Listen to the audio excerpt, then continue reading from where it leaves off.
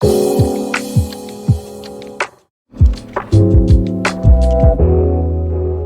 afternoon, everybody. I'm very happy we can continue today our webinar with Professor Verstovsek. A few months ago, we had our first one. Today, we are continuing. He will give us some more news. And we have help from Professor Haifa Al-Ali. She's professor at the Universitätsklinik in Halle. And I'm very thankful that you both were coming again today to explain your new product, your new treatment to us. So, as you know much more than I do, Serge, why don't you start and share the screen, and it's all yours. Well, thank you very much for having me on the program today. I am now the Chief Medical Officer of a company called Cartos, and I appreciate you having me here on the program. Yes. Sorry for not presenting you, yeah? I'm going to share my screen. And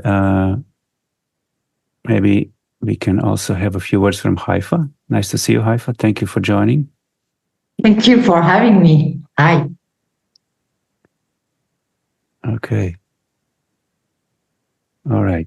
So I love this photo, by the way, and I love photos and pictures, right? So I'm going to use the photos and pictures. Beautiful. Yeah. There will be some text, but I'm not going to read through the text unless it's absolutely necessary.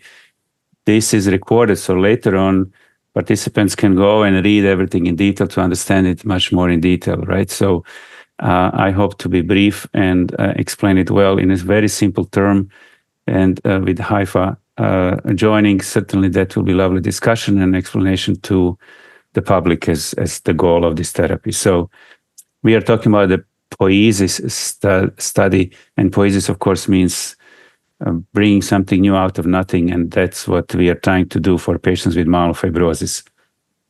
And I don't want to shock you all, but I want to just make sure that we understand what we are talking about. I was in clinical practice treating patients with myelofibrosis for more than 20 years, almost 25, and have seen many patients with myelofibrosis. And this is a patient of mine that gave me those photos to show how bad myelofibrosis can actually be to a human body. We need to have that picture in our heads to understand the suffering that comes with myelofibrosis with enlarged spleen and liver. I don't need to tell you where this is, it's obvious. And then I also want to highlight the upper part of the body with the ribs. You can see ribs, the patient loses weight. Weight loss is tremendous in later stage of myelofibrosis. Abdominal distension causes, of course, pain, inability to eat, inability to bend. There is also night sweating, fatigue, weakness, itching, bone aches and pains. So we are talking about the big organs and a bad quality of life that steadily progresses over time. And to put in perspective our goal of therapy, apart from the bone marrow transplant that eliminates disease, but it's possible only in less than 10% of the patients, the goal of therapy is to control the signs and symptoms. And that means the spleen and decrease the spleen and improve the quality of life. And in my goal, from my perspective as a treating doctor, was to make it as chronically possible. So life extension at the end, with disease modification, and make this truly a chronic disease that people have a normal life expectancy with a good control of quality of life and organomegaly. Haifa, I think we agree on that goal. I think is reasonable in our time frame or in our lifetime. Okay. Let's start a little story about naftemadlin. Naftemadlin is the medication that Cartos, the company I work with as a chief medical officer, is developing for patients with myelofibrosis. But it starts with this nice cartoon. And again, cartoons I love. And so you see here in the middle, in a blue and reddish color, the DNA. And the reddish color is the damage to DNA, right? The genetic code. And yellow is the tetramer, the four parts of the p53 protein. It goes up and down the DNA and looks for abnormalities to correct it. And abnormalities are listed on the left side, number of those. It can be many of different types of abnormalities. And what the p53, when it's active as a protein, does leads to what is on the right side, to cell cycle arrest, means cells don't divide anymore, and cellular apoptosis, that means cell death. Bad cells die through activation of p53. So that's very normal in everyday cell, right? That's how it works. And the activity of p53 is controlled by the protein called MDM2. MDM2 is a protein that controls p53 activity, make it just perfect. So now we have more colors, right? So we talk about yellow, this p53. We call it tumor suppressor protein. It's not going to allow tumor cells to flourish. It's going to lead to their demise. MDM2 is the orange blob. That orange blob binds to the yellow. That's MDM2, a protein that inhibits in normal cell a p53, just make it function properly. Now, of course, in cancer cell and myelofibrosis as an example of a cancer, the MDM2 is very, very high and inhibits the p53. And that's why in large part the cancer cells grow without control. Yeah. And what you see in the blue color is the naftamalin, is a medication. It's a pill that people take once a day for 7 days every month. And what it does, as you can see the cartoon, it binds to the orange blob, inhibits the MDM2. And I always like to use the very simple statements. The naftamalin inhibits the inhibitor of p53 and allows the p53 to function. And cancer cells die off. As simple as that. Haifa, what do you think about this? Is this understandable? I mean, to me, it's... I think so. I don't know. I think you should ask Peter. It is quite clear. You know, biology is actually at the end very simple, right? I think, from a patient point of view, it is very important if you explain these things, but you have pictures like Serge is bringing in there. And, also the explanation which you give, it's very patient-friendly. I think it's a very easy-made explanation of a very complex process.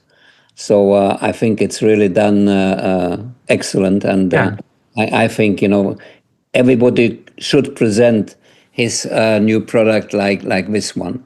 And then I think it would be easier for patients to understand. Well, good. That's really good to hear. So we know what we are doing, right? We are allowing p53 to be active and the cancer cells to die off. And so in myelofibrosis specifically, if you look at the cartoon, in the middle you have this large circle.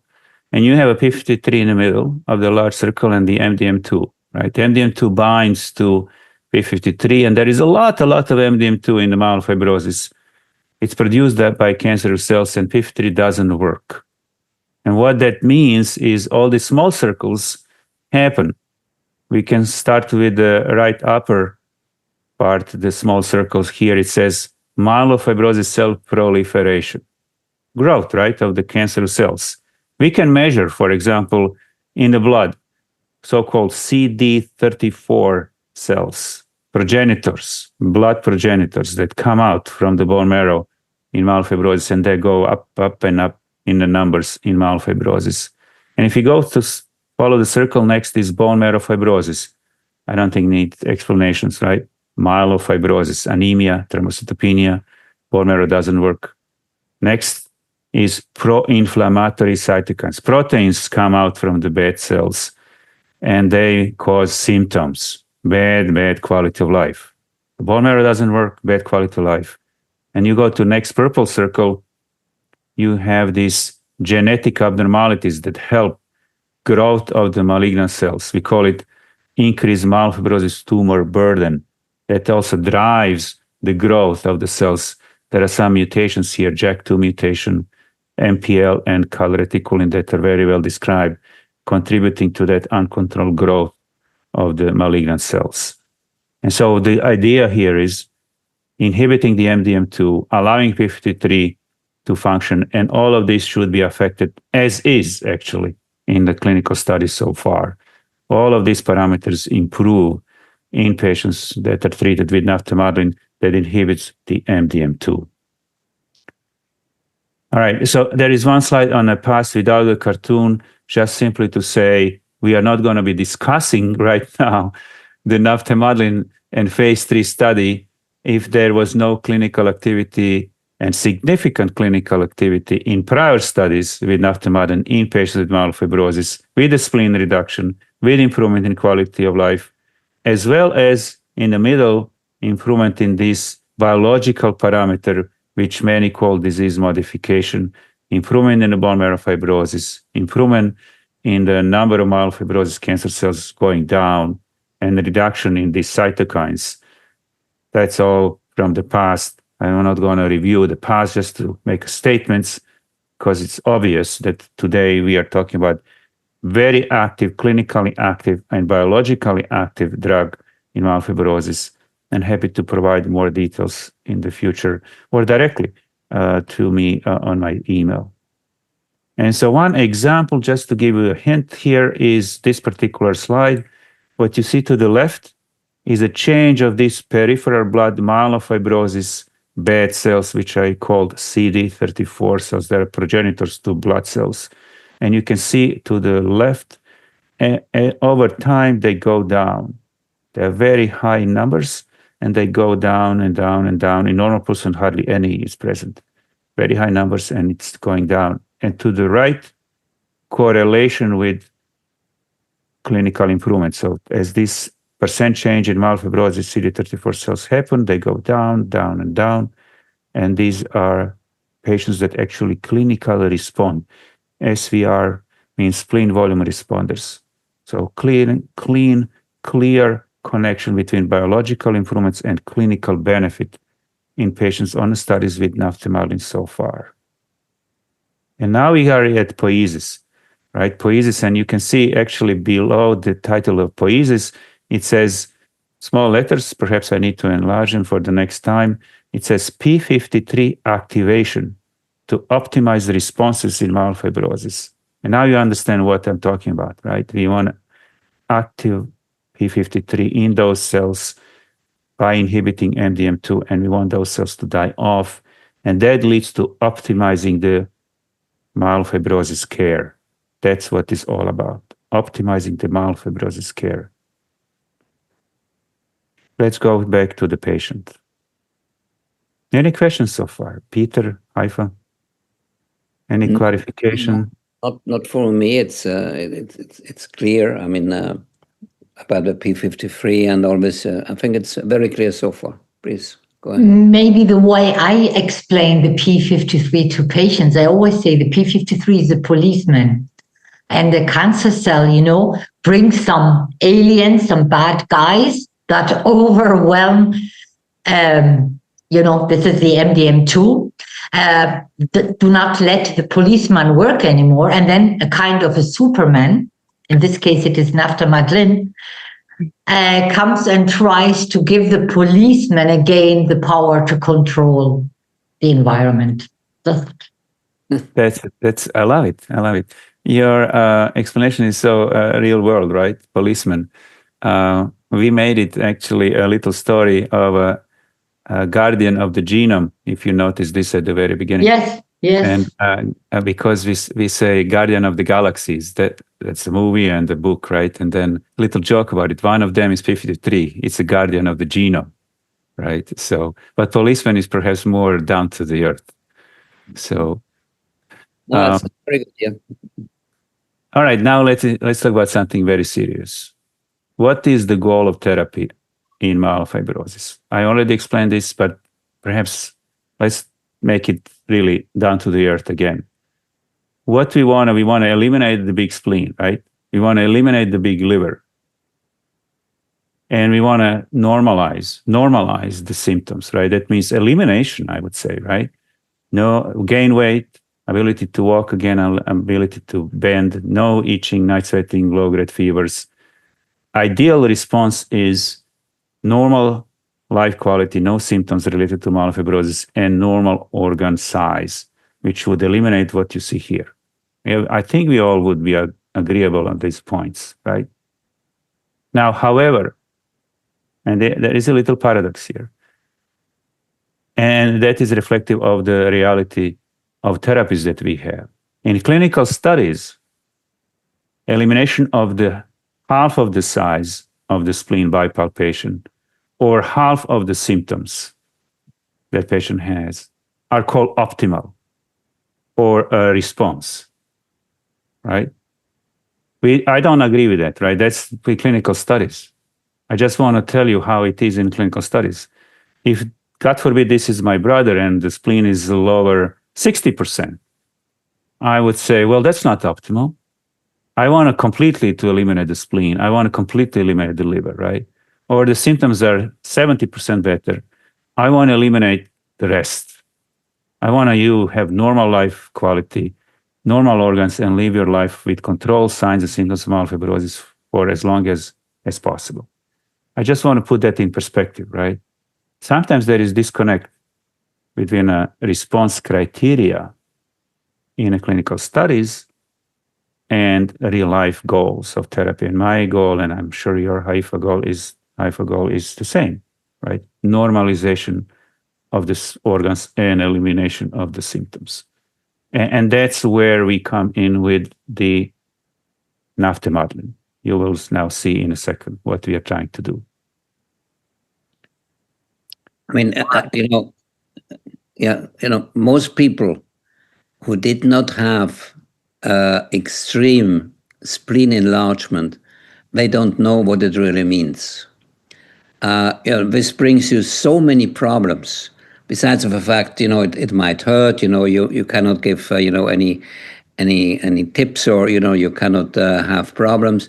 But it's influencing your life in such a way. It is simply terrible. So I think what you're saying, it's great if this can be done.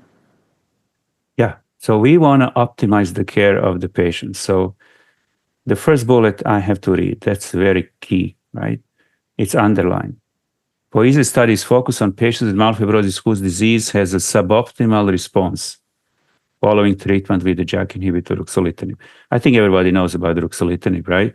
Sure. It's a standard practice JAK inhibitor. It's across the globe. There are some others, but if you go to Georgia, Australia, New Zealand, Korea, US, Canada, by and large, almost everybody using ruxolitinib. So Poiesis is specifically focused on patients that have persistent spleen and persistent symptoms after about 5 to 6 months of ruxolitinib therapy. And again, cartoon here, if you want to look from numerous studies that would tell you what the actual outcome of ruxolitinib therapy is in wild world analysis, is that majority of patients, dark blue, have a suboptimal response. That means they have improvements in spleen and symptoms, but it's persistent problem with that symptoms and that spleen.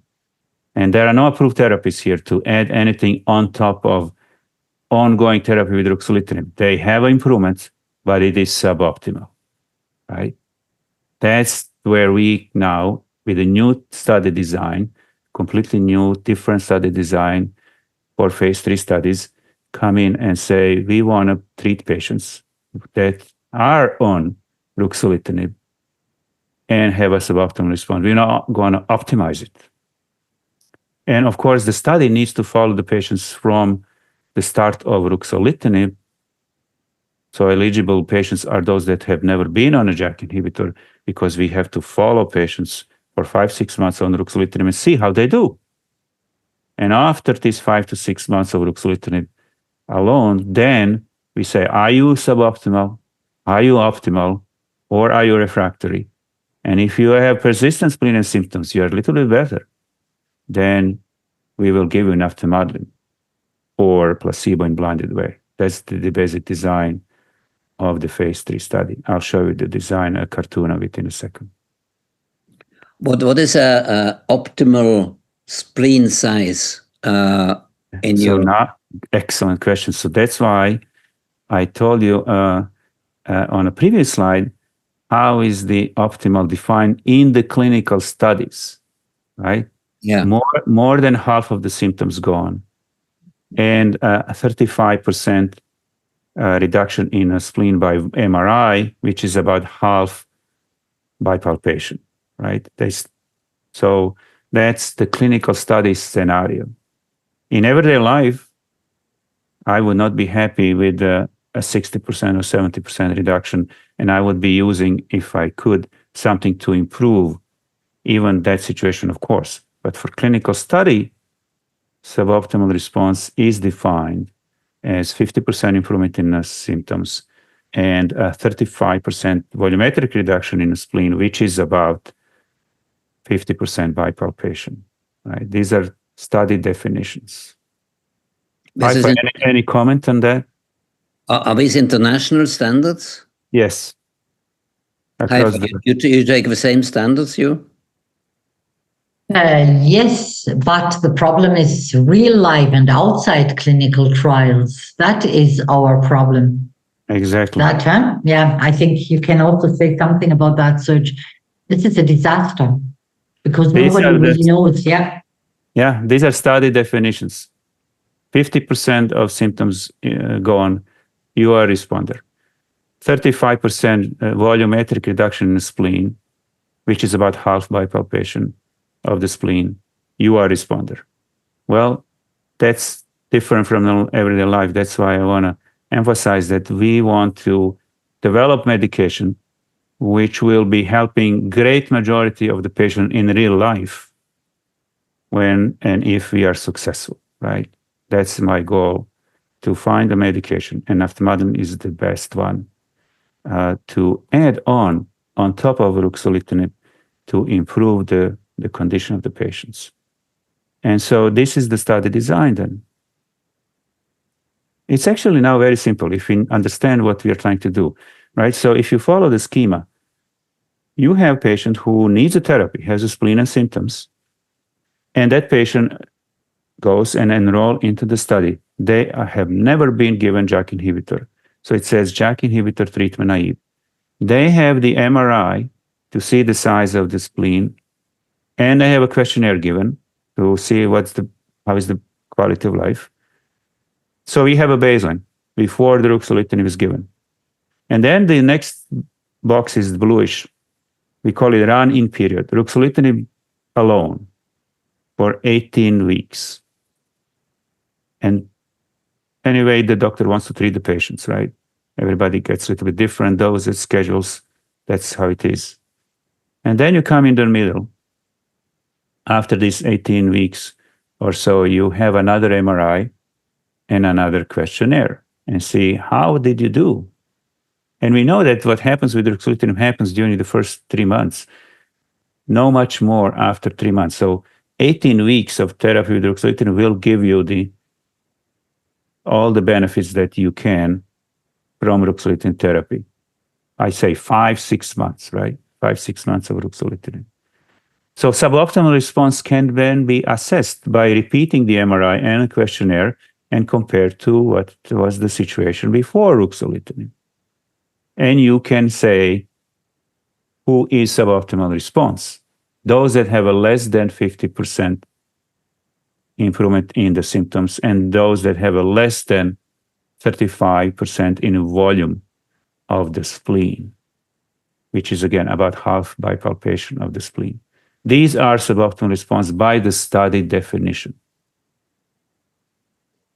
That's how study has to work, right? By the certain norms. And we have to start the therapy with the patients who have never been on ruxolitinib in order to be able to assess properly in objective way who is a suboptimal responder. So we are looking in the study to include patients who are relatively newly diagnosed and have never been treated with a JAK inhibitor and do have a big spleen and have a bad quality of life. Haifa, any comments on this part? Yes, maybe a few notes to big spleen. Sometimes by palpation, for one reason or another, the doctor cannot palpate that good. You think the spleen is not enlarged. And I think it is always to remember that most patients with myelofibrosis have some degree of enlargement.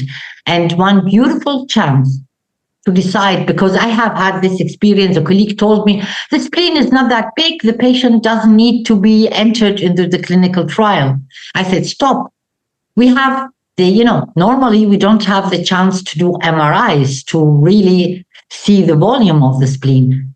But as my experience is that most patients do have an enlarged spleen. I said, let's try. And indeed, we did the MRI, and against the expectation of the treating doctor, the spleen was enlarged and the patient was able to be included in the trial. So I think always before a doctor wants to start with ruxolitinib, one should always see if there is an option of taking part in this trial. See, this is a really, really important point. We do not do, it just comes from what you said, right? Peter, we don't do the MRIs in everyday practice. Nobody does that, right? That's costly. Unfortunately. And so it's everything depends really related to the spleen size on palpation. And this, if you give the same patients to 5 different doctors to measure, it will be different. I mean, this is actually documented in a clinical studies way back when I started this trajectory. We were doing by palpation. It was all over the board. Depends who is measuring, the way that they're measuring. And that's why for clinical studies, we moved on to the MRI to measure the volume, not even the ultrasound. It's not specific enough, right? It's not good enough. It's MRI. And that's far away from everyday practice in the clinic, right? Nobody does that. So Haifa, excellent point. Really good. And I think we can extend that to assessment of the quality of life, right? Right. Who cares about that? From the physician's point of view. For patients, it's so important. But to be honest, how many doctors really assess symptoms in a regular way? There's no question, but this is part of this very, very severe problem.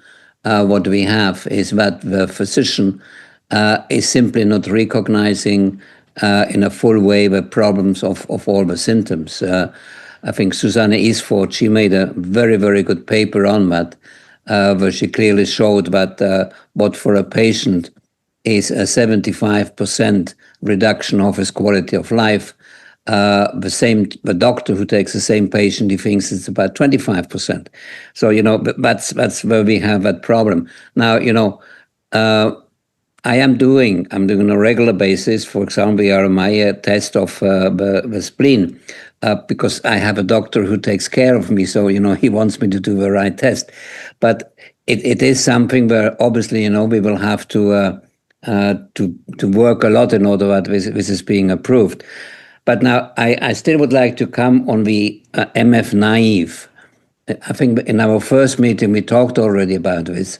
I have PV, and I am already now being treated with Ruxo.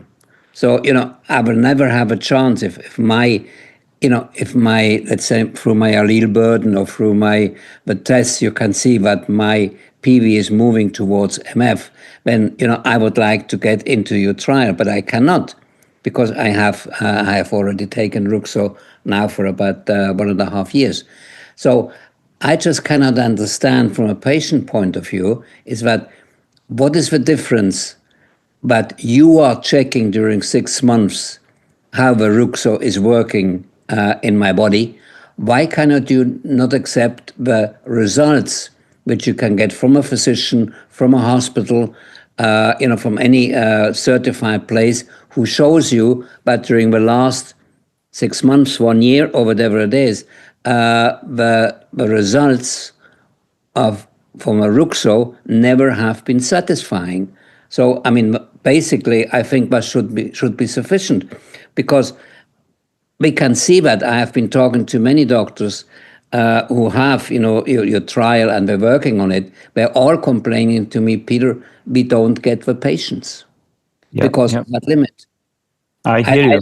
I don't know how you have it in Germany, Haifa, but in the other countries, I'm talking to the doctors. In general, they are complaining. And what is even worse now, and this is not going outside of what we're talking here, is we have another 3 new products coming up on the same basis, and they're all asking for MF naive. We will not have enough patients to test. So just to interrupt, sorry about that, but the reason is the objective nature of documentation of the response. And from the regulatory perspective, there is a request to prove, not based on the physician opinion or a palpation or just talking to the patient about the symptoms. The request is to prove that a given patient who has a suboptimal response has it based on the MRI and the questionnaire. And those need to be given to the patient or done on a patient before the patient is given JAK inhibitor, so that you can objectively say, after 5 or 6 months of ruxolitinib alone, whether patient has suboptimal response or not.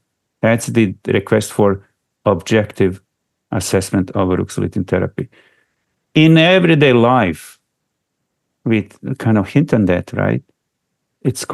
If we are successful proving, and I 100% believe we will, the benefit of naftamadlin adding on top of ongoing therapy with ruxolitinib, we'll come to that on the next slide. That's the next slide.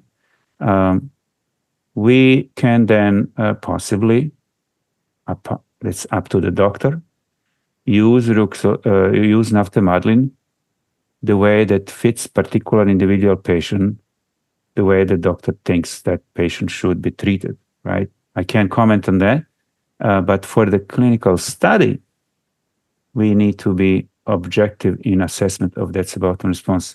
Haifa, what's your take on this? Absolutely. First of all, I agree fully with you, Peter, and we have discussed this several times with Serge, that this is a challenge to get the patients before they get ruxolitinib, because, it is available. Doctors know it well. But the issue is that nobody in real life really knows what we are doing with ruxolitinib. What is really suboptimal? We don't have MRIs. We don't even have palpation or ultrasound in many patients. Forget about symptoms. So when patients are presented to us that they are ruxolitinib suboptimal, I don't know the baseline. I have no idea how the patient was and what is the dose and all that stuff, This is all not controlized, and all the trials that start later always have this problem. I love this trial, although indeed it is a challenge to get the patients from the very beginning. In Germany, we have a very complicated health system like in the United States, but you in Spain, you have a much better system. You are centralized. In Germany, we have these health private clinics who treat the patients, and then we work only on referral, and we see only really the very late, the very bad patients, if they are really ruxolitinib resistant, and then it will be very difficult to help these patients. Here, not treating the patients too late and add something on a beautiful drug that is called Rux plus, I hope, naftamadlin later. Yeah. And I have just a question in between before we jump to something else. If I can show you an MRI of my spleen without ruxo, basically I have, before I had hydroxyurea, and I'll show you an MRR after whatever, 6 months, 8 months, 9 months of ruxo, and it shows how much is the result and it's not satisfactory, would you be able to accept me in the trial? I love you, Peter, for these reasons that you are just showing here. you are going all the way, right? Sure. I have to. All right. First of all, I think it's crazy to give to a PV patient ruxo. I think this is not. You're shooting with a cannon against some little birds. This is not true. I have to object. Sorry, not for every patient, but for some patients, Rux is for PV really blessing. The severe pruritus, Right, you are. Sorry, yeah. Yeah. So Yeah. no, it's just sometimes a very good drug. No, it's anyway, in MPN, you cannot take anything general because every patient is different. So to go to your question, Peter, the study requirements are tough because we are talking about the approval of the medication, right? Global approval, basically. I mean, one country at a time, but eventually it will spread. And then a requirement for these objective measurements are tough on its own. And all these MRIs are read centrally. What that means, wherever the patient is across the globe, I'll show you the slide where we are. All of these MRIs are not read by the local radiologist. They're all moved to a central vendor that we had to hire, independent of the cartas, completely independent.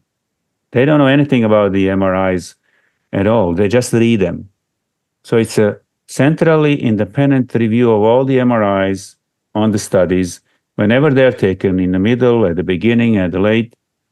And that's how it has to be done to be acceptable from the regulatory point of view. So I'm sorry, Peter.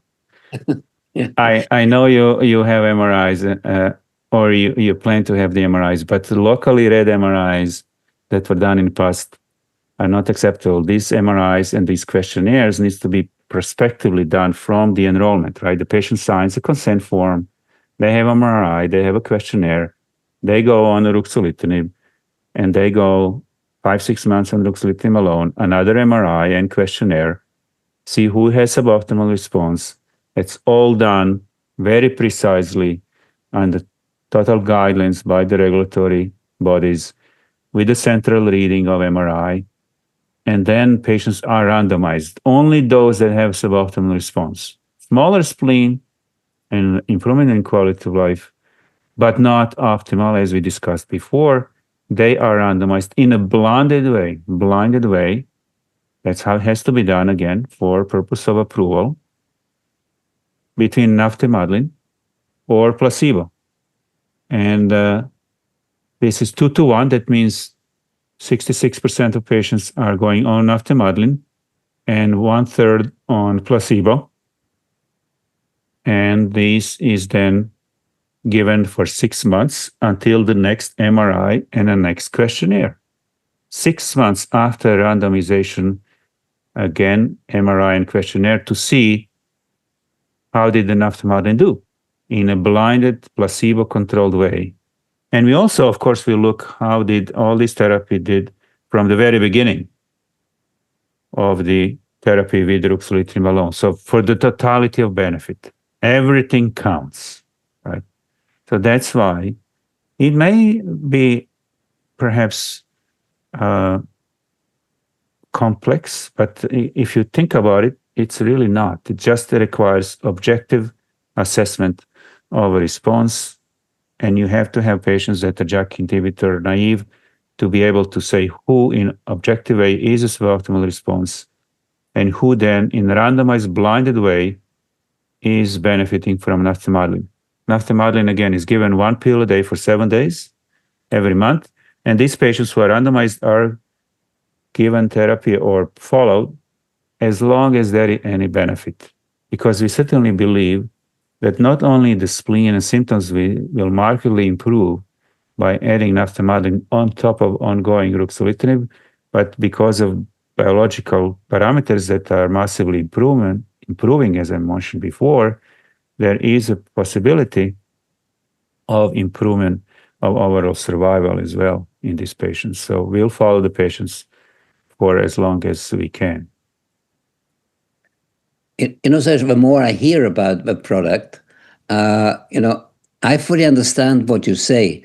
I also accept what you say. I can understand these conditions. It's just very frustrating for the patients. We would like to have that product tomorrow in the market. Because only if I think I have to take only 7 pills in a month, that's already a beautiful belief, because, we normally take, substantially more. So it's just, it is very frustrating. And, the only thing which I can see what we can do as a PAG, we have to inform on a broad basis, but patients who are, transferring from PVET into MF, but they have to be very clear that before they start to take Ruxo, they try and see if they can enter into one of the trials where you need MF naive patients, and we have to explain them what it means, and we have to make it very clear to them that they have to watch this point, because I doubt that every physician will know about this problematic. What do you think, Haifa, on this? Absolutely. First, maybe just a small correction. When you are randomized, it is not only the 7 days, because you are also taking ruxolitinib all the time. So it is ruxolitinib plus another pill for 1 week every 4 weeks. Yeah. The Rux will continue, yeah.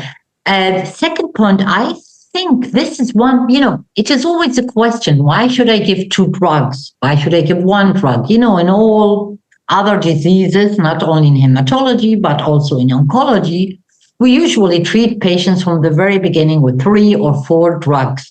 Myelofibrosis is completely different because it is so complex.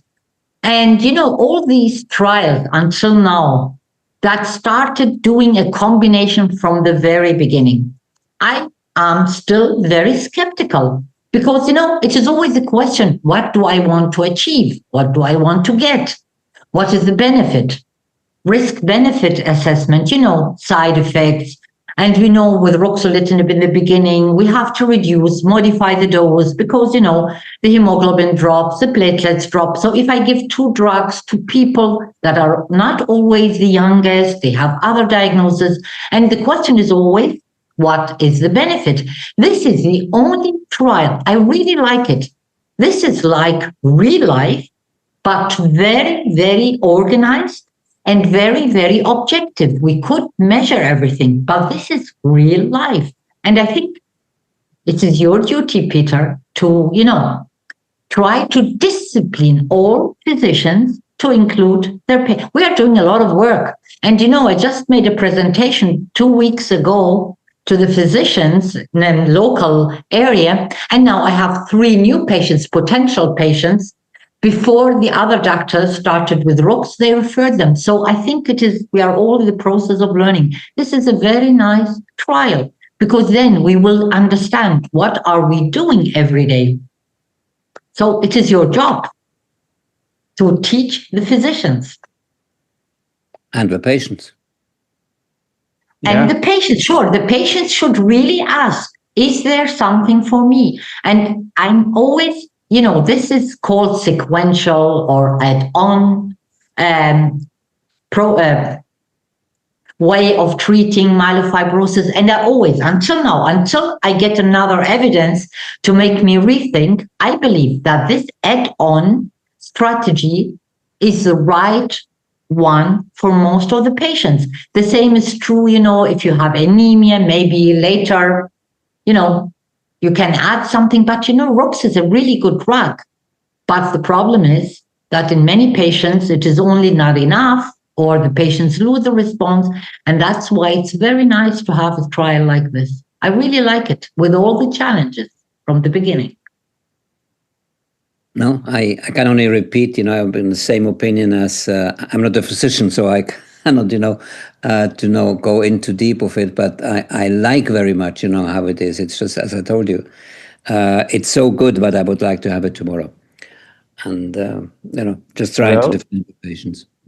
But Haifa gave you a tough task, Peter. Now you have to engage even more. I know you're engaged so much. Well, I knew that before. That was my first conclusion after our first webinar, which we had about your product, was I have to attack that. I have to inform the patients about it because nobody will do it. Nobody will tell the patients, you have to look into the future. I am very lucky. I have a hematologist who very much cares about me and very looks about the future, so he's always thinking ahead. But, this is not always happening. So at the end, the patient should be responsible as much as he can for his own health and to know what is going on in the market what is coming on to us under which conditions. This is our responsibility, but we do give that knowledge to the patients. But I think the same thing has to be given to the physicians. And, Right. me as a PhD, I cannot tell a physician what he has to do. Well, sure, you can inform about the trials. Patients. And, I always say an informed patient is the best treatment ever, because Absolutely. then nothing can go wrong. Yeah. And so it's a team effort across the globe. I can see here, this is the list of all the countries where we are open. This is truly the largest study ever so far in myelofibrosis, 250 sites. Few are not open yet, but soon to be open. And all these countries, as you can see, we are looking for about 600 patients. 600 patients. And so it's a task for us as a team to really engage and do it as fast as we can to get the patients that medication, if it's proven valuable in this clinical study, as soon as we can. As exactly like you said, Peter. But we need to go through that study this way to get it approved. Okay. Well, I can guarantee you have our support, from our organizations, and we will definitely work very much. I didn't see Switzerland, by the way, in the list, but It is. Switzerland, It is. yeah, it is. We have, going back to this slide, so we have Switzerland, 7 here sites. it is, 7. Yeah. And then New Zealand is newcomer with 5 sites. Which other? Canada is new with the 6 sites. And Taiwan with the 5 sites. These are just during the summer, we reach out to those countries, those leaders in MPN. So happy to say that we are truly... Taiwan it's a difficult country, but it works very nice. Yeah. I've been in Seoul many times. It's a great country. Yeah. Okay. Anyway. There's a lot to learn online, right? We have our study website. There is information here that people can come back to it and search it.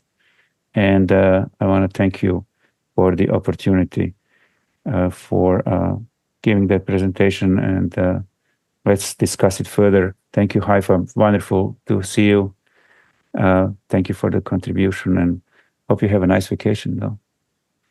Thank you. Peter, Thank you so much. Peter, Yeah. Peter, what other tough questions do you have?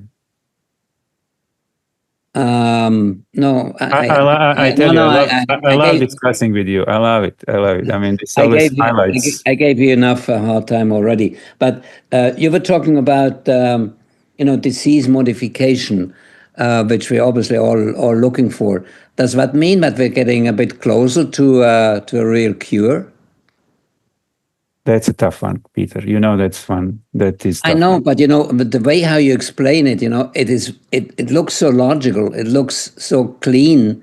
I think, we should open more the way that we come to a product, not today. I probably will not see it anymore, but, but we're getting closer to it, I think. Let me go back to that slide and just talk a little bit about this. Okay, here we go. If we are able to address all these parameters at once, right? Eliminate the circulating malignant cells from the blood, decrease fibrosis or eliminate fibrosis, decrease the cytokines. I'm looking at the cartoon, right? And improve the quality of life because cytokines are not present. And we minimize the number of cells that have a mutation or potentially even eliminate. That is what we call all the time disease modification, right? And many drugs modify the disease in different ways. Something happens. When you have a clinically active drug, there will be some kind of activity here on these parameters. With naftamadlin, the beauty of these measurements that we have so far is that they really truly correlate with the clinical benefit. All these parameters go down in people who are improving the spleen and symptoms, and there is this alliance between the biological and clinical activity. So we call this disease modification, but we don't really talk about the cure. Because with this modification, there will be still some disease possibly left, right?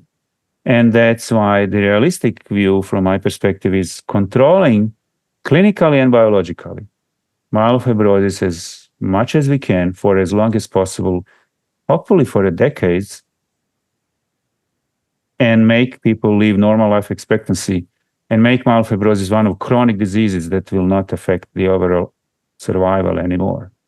That would be realistic to me. Cure is tough one. Haifa, what's your view? Absolutely. Cure. I always say, do we really need cure? What is the definition of cure? We want myelofibrosis to become chronic. You said it, chronic, to chronify it, to make it something like aging, for example. You know, we cannot cure aging. We learn to live with it. It doesn't really affect that much the quality of life. So to have a very good life, to live with myelofibrosis without it controlling our life. I think this is the aim, because I always say, what is cure? Yeah. No, I think we all agree that chronification definitely would be the first, achievable point which we would like to have. That we don't have to worry anymore, and but Right. I see. I have so many patients in my different groups. They're all really at the end of the myelofibrosis, and all the products which you don't have, they don't work, etc. So it's hard for them, and if we could chronify, even if we could chronify PV and ET, we would have less MF. But Right. So we are basically in general, we would like to have it, but it's advancing. I can see, from where I came, 30 years ago, and where we are today, it's a huge difference, and I'm very, very thankful to people like you, Serge. You're many of them, and you have been doing so much for us in the past 10, 15 years that I can only thank you. And to have professors like Haifa, that's another gift of God, that people like you are existing.